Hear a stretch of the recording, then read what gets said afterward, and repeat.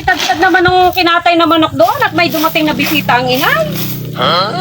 Ay, nakatay ninyo yung bago hindi nyo matagtad. Simple-simple. Si Utoy naman ang nagkatay noon. Ay umuwi, may bisita daw. Sino ka daw bisita ng inay? Ay di nga yung kapatid ng tatay. Ina di yan. Oo. Ay, sige. Arlay, tatapusin ko at Sige. ako'y susunod na. Pausap-usap na sa iyo ha. Oo.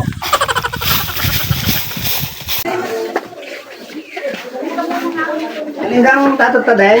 Ay ito, dalawang manok itong Tagalog tinatay. Ay, ano, ore? Ay di, atay. Nasaan ang mga balunan nito at mga laman loob? Ala, ay itinapon na namin. Wala naman din nangangain noon. Bakit ninyo itinapoy kakasarap noon? Sige. Wala ka dito apron man lang. Ay, ari.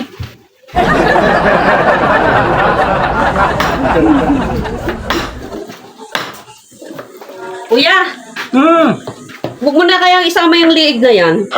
Bakit naman? Kakasarap na rin. Ala, ay wala rin namang mangangain niya. Yung makolesterol. Are. Oo. Ala, maigi pa inyong itira. Isasama ko at akin. Sige.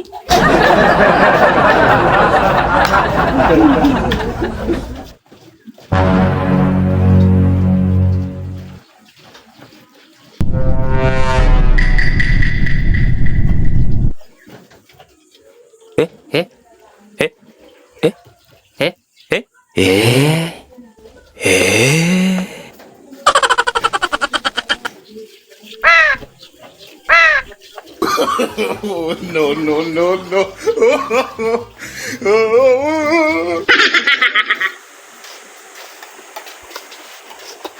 Nasaan kaya ang atay nito? Paborito ko pa naman yung atay. Sa amin niya ay laging akin ang atay Wala ka diyan? Wala.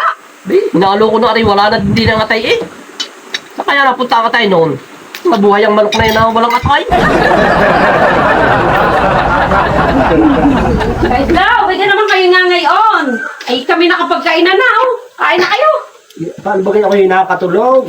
Napakainit Ay, yan na lang natin ang tinula Bay, gayang liig na yan, habang-haba. Hindi man laan ninyo pinagtatlo. Parang liig ng giraffe kahaba, kaya walang mga ain yan, tira. Ay, ayos lang, okay. Mabilis na kayo diyan, sa liig. Paborito ko yung liig.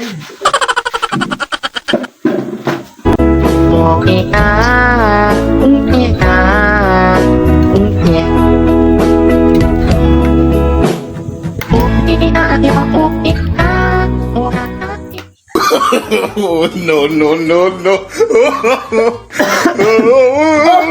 Ay, ano yan? Atay! Atay! Alang-alang, nakitay magkita ng atay. Bakit Utoy? Ay, ayan, maganda ang laga yan. Nakapalaman sa liig ng manok.